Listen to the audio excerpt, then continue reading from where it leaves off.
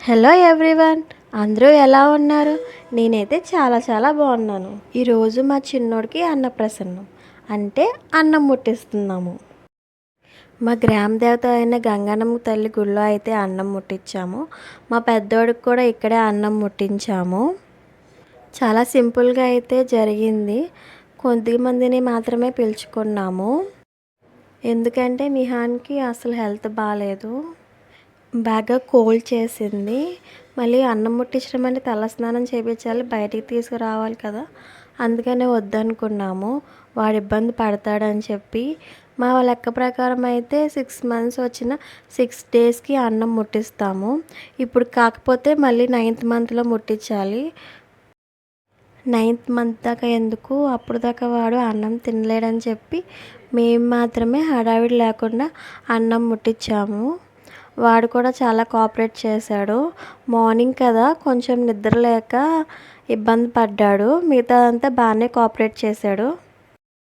First Ganapati పూజ చేశారు, తర్వాత అమ్మవారికి పూజ చేశాము. ఇంటి దగ్గర నుంచి అన్నం ముట్టించడానికి పరవాన్నం వండుకొచ్చాము. అదే కాకుండా చిన్నోడు ముట్టుకోవడానికి భగవద్గీత, బంగారం, వెండి, పెన్ను, కత్తి, డబ్బులు కూడా తీసుకొచ్చాము. మేము పూజ చేస్తుంటే మా పెద్దోడు కూడా మమ్మల్ని చూసి పూజ చేస్తున్నాడు. దేవుడి మీద పువ్వులు, అక్షింతలు జల్లుతున్నాడు. ఆయన చూసి మేము చాలా హ్యాపీగా ఫీల్ అయ్యాము.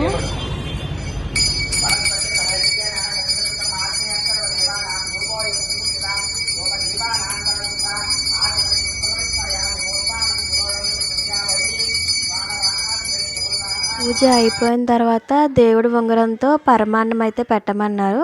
ఫస్ట్ మా హస్బెండ్, తర్వాత నేను, తర్వాత మా పెద్దోడు పెట్టాము. వాడు కూడా ఇష్టంగానే తిన్నాడు. తర్వాత వాడిని కింద అయితే వేసాము ముట్టుకోవడానికి. అస్సలు వాడైతే పాకడం లేదు. హెల్త్ ఒకటి బాగాలేదు, అస్సలు ట్రై చేయట్లేదు వాడు పాకడానికి కూడా.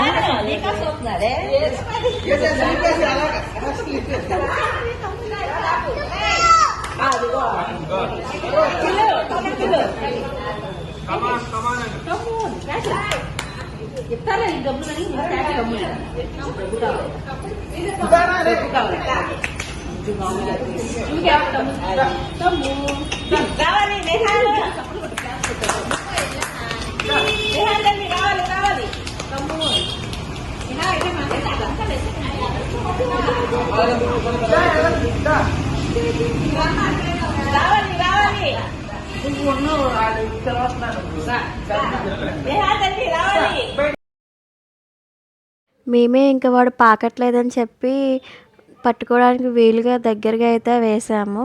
ఫస్ట్ పుస్తకం అయితే పట్టుకున్నాడు, తర్వాత బంగారం పట్టుకున్నాడు, తర్వాత పరమాన్నం పట్టుకున్నాడు. ఇంకా వచ్చిన వాళ్ళందరూ ఒక్కొక్కరిగా అక్షింతలు అయితే వేశారు. తర్వాత గుడి చుట్టూ ప్రదక్షిణాలు చేసి గుళ్ళోకి అయితే వెళ్ళాము. అమ్మవారిని దర్శనం చేసుకొని ఇంకా ఇంటికైతే వెళ్ళిపోయాము.